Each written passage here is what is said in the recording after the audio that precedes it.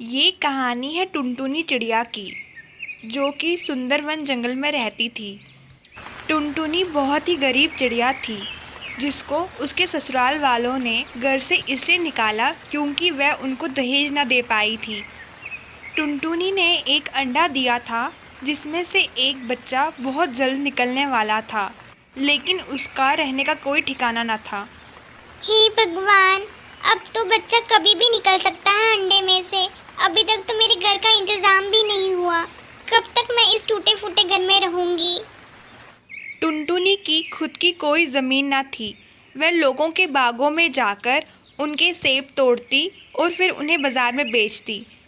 हे भगवान, अगर मुझे नया घर खरीदना है तो मुझे बहुत मेहनत करनी पड़ेगी। इसके बाद मैं किसी और के घर में भी जाके सेब तोड़ूंगी।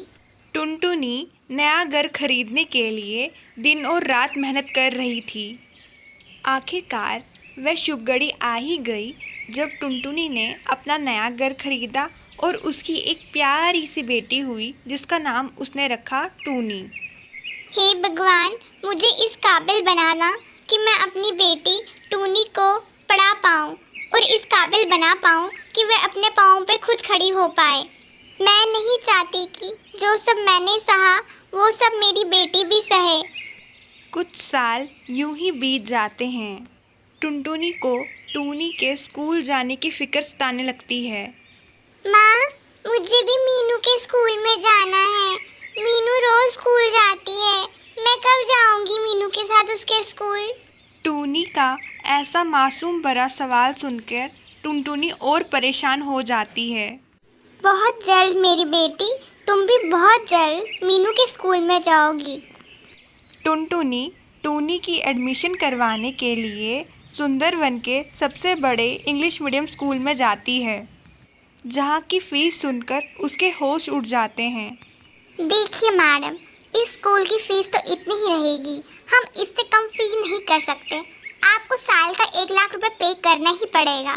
मगर मैडम, मेरी बेटी बहुत काबिल है और बहुत मेहनती भी। देखना, एक दिन वो ज़रूर आपके स्कूल का नाम रोशन करेगी। आई एम सॉरी मैडम, अगर आपके पास 1 लाख रुपीज़ है तो पे कर दीजिए। हम अभी आपकी बेटी का एडमिशन करवा देते हैं, वरना आई एम सॉरी, आप कोई और स्कूल देख लीजिए। टुनटुनी बड़ी ही दुखी मन से स्कूल से घर वापस लौट आती है। वह पूरे रास्ते में बस टूनी के बारे में सोच रही होती है। टुनटुनी स्कूल से सीधा अपने बाई के घर जाती है। बंटी भैया, अब आप ही मेरी आखिरी उम्मीद बचे हैं। कृपया मेरी मदद करें। मुझे कुछ पैसों की ज़रूरत है। अगर आप मेरी कुछ मदद कर देंगे तो मैं आपकी पाई पाई चुका दूंगी। टुनटुनी बहन, अगर मेरे बस में कुछ हो पाता तो मैं तुम्हारी मदद ज़रूर करता। तुम्हें तो पता ही है, मेरी भी दो बेटियां हैं जिनकी मैंने शादी करनी है। उनके दहेज के लिए पैसा कहाँ से आएगा? मुझे माफ़ कर दो टुनटुनी बहन, तुम कहीं और से पैसे का इंतज़ाम कर लो। दोस्तों, क्या मोड़ लेगी टुनटुनी की ज़िंदगी? आखिर कैसे पढ़ा पाएगी वो टूनी को? ये जानने के लिए देखिए इस कहानी का दूसरा भाग। ये कहानी है सुंदरवन जंगल की, जहाँ टुनटुनी चिड़िया रहती थी। टुनटुनी का एक आम का बगीचा था, जहाँ के आम बेच के वह अपने जीवन का गुजारा करती।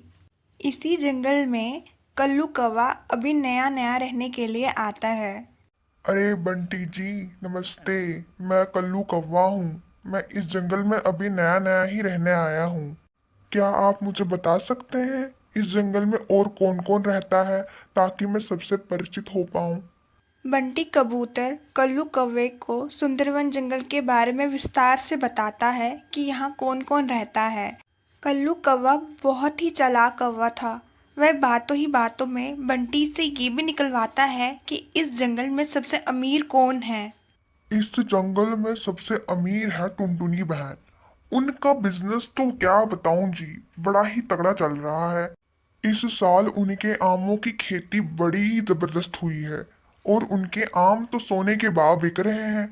बंटी कबूतर की ये बात सुनते ही कल्लू कौवे की आंखें लालच से चमक उठती है। यहाँ दूसरी ओर टुनटुनी दिन रात मेहनत करती।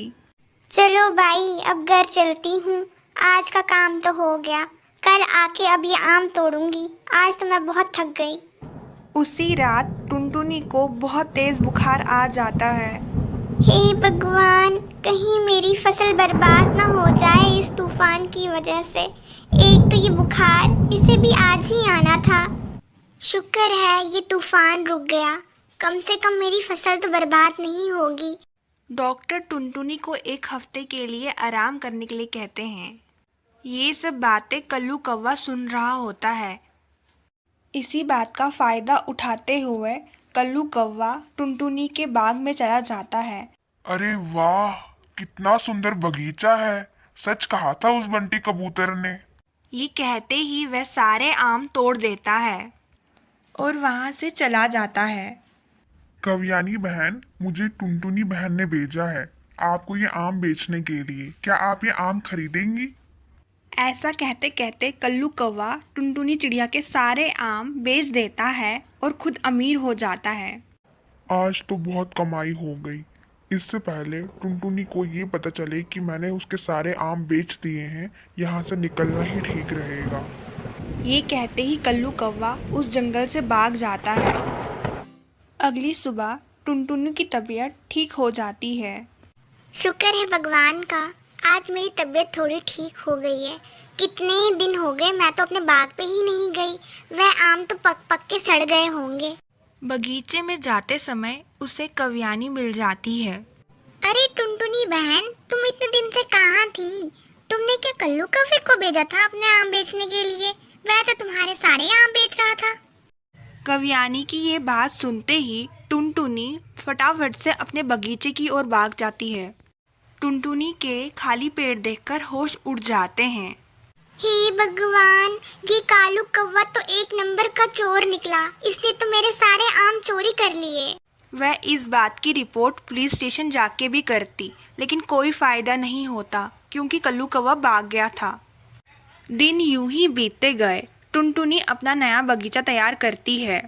इस बार टुनटुनी ने केले का बगीचा बनाया। कुछ ही वर्षों में उसका पूरा बगीचा बनके तैयार हो गया और वह दोबारा अमीर हो गई। टुनटुनी चिड़िया अपनी ऐसी फसल देखकर बहुत खुश हुई और वह अब पहले से ज़्यादा अमीर हो गई। कल्लू कौवे को भी उसके किए की सज़ा मिल गई। वह जिस रात टुनटुनी के पैसे लेके भागा था, उसी रात को उसका एक्सीडेंट हो गया था और वह जिंदगी भर के लिए अब चल नहीं सकता। किसी ने सच ही कहा है, समय बहुत बलवान है। दोस्तों, आपको कहानी कैसी लगी कमेंट करके ज़रूर बताएं।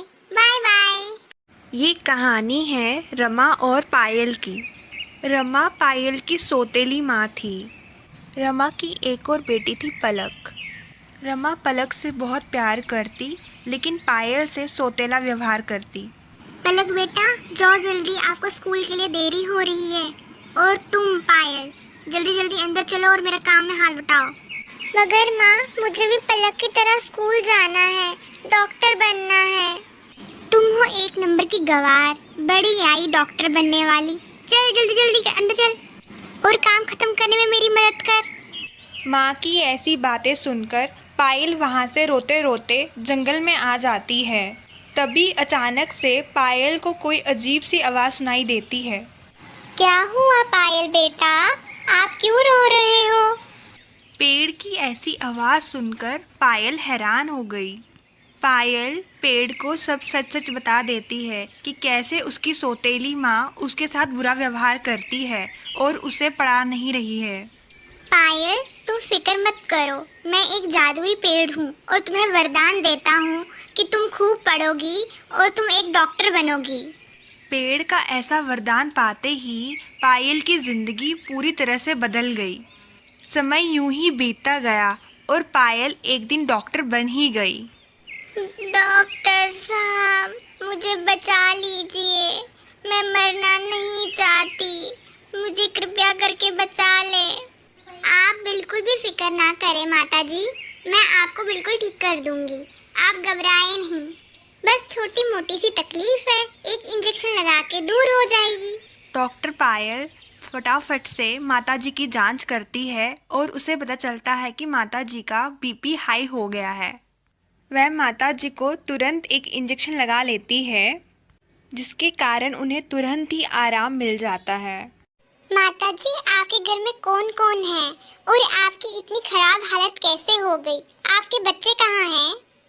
बेटा, क्या बताऊं तुम्हें, मेरी 2 बेटियां थी। एक मेरी सौतेली बेटी थी, उसे मैंने बहुत परेशान किया और वह बेचारी तो घर छोड़ के ही चली गई। और दूसरी मेरी अपनी बेटी थी, जिसको मैंने पढ़ाया लिखाया और आज उसने मुझे ही घर से निकाल दिया। माता जी, कहीं आपकी बेटियों का नाम प्रिया और पलक तो नहीं था? मैं आपकी वही बेटी हूँ जिसे आपने घर से निकाल दिया था। आज मैं डॉक्टर बन गई हूँ माँ। प्रिया की ये बातें सुनकर रमा शर्मिंदा हो गई। बेटा, मुझे माफ कर दे, मुझे मेरे किए की सजा मिल गई, तभी तो आज मेरी बेटी मुझे छोड़ के चली गई। बेटा, ये मेरे कर्मों का फल ही है। अपनी माँ की ऐसी हालत देखकर प्रिया अपनी माँ को माफ़ कर देती है और वह उसे अपने साथ रहने के लिए कह देती है। तो देखा आपने दोस्तों, किसी ने सच ही कहा है, जैसा बोओगे वैसा काटोगे। मैं आपसे फिर जल्द ही मिलूंगी। तब तक के लिए आप अपना ख्याल रखिए। Bye bye.